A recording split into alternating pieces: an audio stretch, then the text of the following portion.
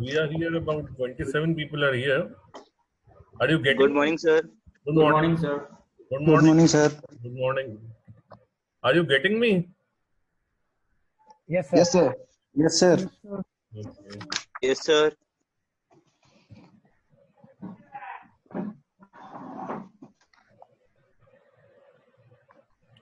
Okay, so let's start now. Today we will be discussing about Rayleigh scattering. We have already studied Thomson scattering in the class. So I will be continuing with Rayleigh scattering.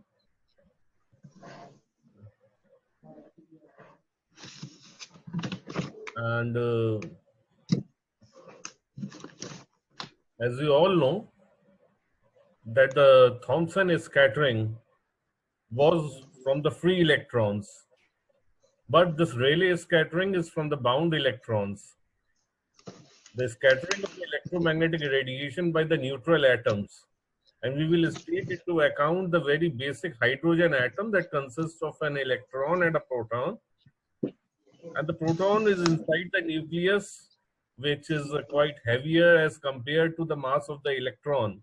So when an electromagnetic radiation will be incident on the atom, the electron will, being lighter of the particles, will be more responsive and will contribute towards the scattering. Moreover, the proton being much heavier will, because of its inertia, will not participate in the scattering process.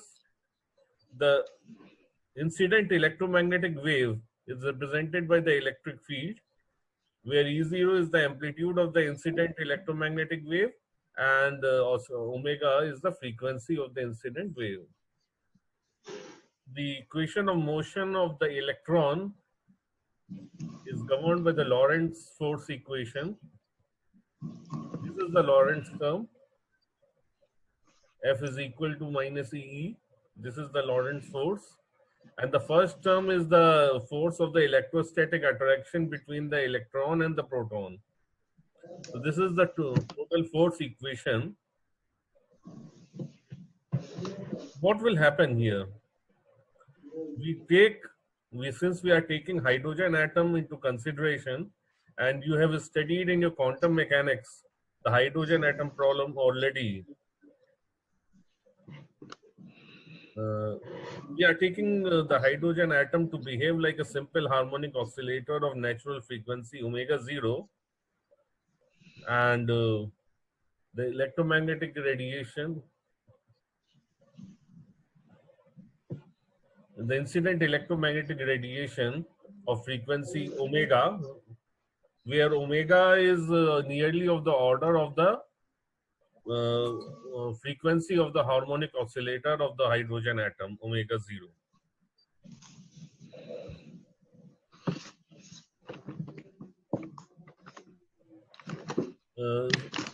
When we take into account this force equation, we will integrate this equation to get the displacement. The integration will be done twice, and this kind of equation you will arrive at. From this displacement, you can calculate the dipole moment, which comes out to be P is equal to minus P0 sine omega t, where P0 is amplitude. What is it? By analogy of the treatment, what we have done in Thomson scattering, the mathematics remain the same. Only the value of P changes. The rest of the mathematics will be the same. We will arrive at the differential scattering cross section. This differential scattering cross section, you may notice there is an omega square minus omega 0 square term in the denominator, in the expression for Z also, and in the expression for the differential scattering cross section. What we have to stress here is this term only. The whole scattering depends on this omega square minus omega 0 square. Omega is the frequency of the incident electromagnetic radiation, and omega 0 is the frequency of the harmonic oscillator that we have chosen to be a hydrogen atom. When we'll integrate this differential scattering cross section, we'll get the total cross section.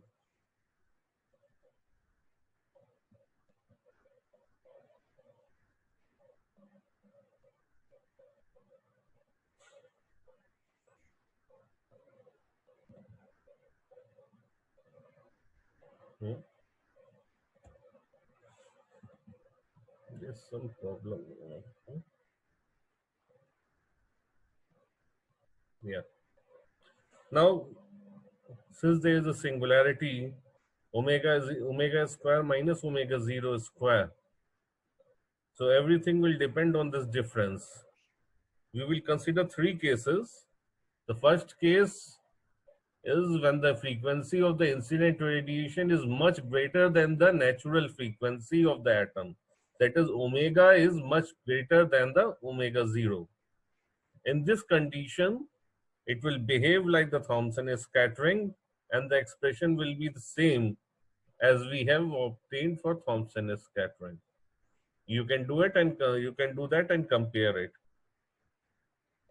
The second condition is when the frequency of the incident radiation is much less than the frequency of the atom. That means omega is much less than omega 0. Under that circumstances, the differential scattering cross section comes out to be something like this, and the total scattering cross section is this expression. You can see that the dominant term is omega, because it is the scattering, the total cross section is depending on the fourth power of omega.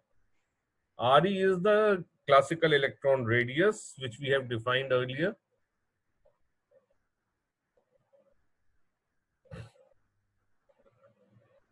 This will contribute to what we call Rayleigh scattering, and it has two features. It is weaker than the Thompson scattering, and it is highly frequency dependent. Highly frequency dependent, as you can see, it is dependent on the fourth power of the frequency. There are some applications of Rayleigh scattering. The blue color of the sky is due to the scattering, Rayleigh scattering in the in the Earth's atmosphere.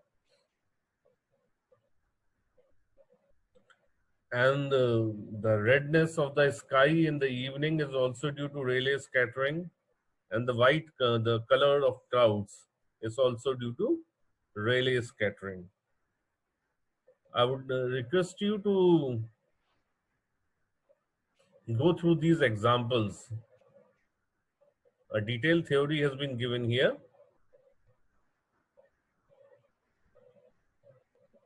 Now, the third case is when both the frequencies are equal. When the frequency of the incident radiation and frequency of the natural oscillator are equal. In that case, what will happen? There is a source of radiation which will give electromagnetic radiation. The electromagnetic radiation will be a result of a transition from an excited state to a ground state of an electron. This photon will come to our target, which is hydrogen atom in this case. This photon will be absorbed, and what we have considered here is that the frequency of this photon, this electromagnetic radiation, is equal to the frequency difference between the excited and the ground state. So this will be absorbed, and this electron will be excited to an excited state. And afterwards, this will come down and emit a radiation of frequency omega, which was the same frequency as that of the incident radiation.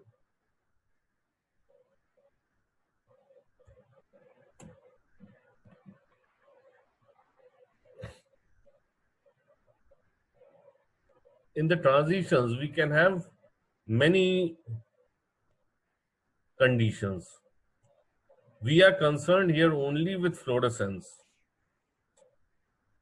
when the molecule can partially dissipate its energy by undergoing conformational changes and relax to the lowest vibrational level of the excited state in the process, that is called vibrational relaxation. And if the molecule is rigid and cannot vibrationally relax to the ground state, then it returns to the ground state by emitting light. This process is called fluorescence. That means this is a special case of the scattering, what we call the Rayleigh scattering.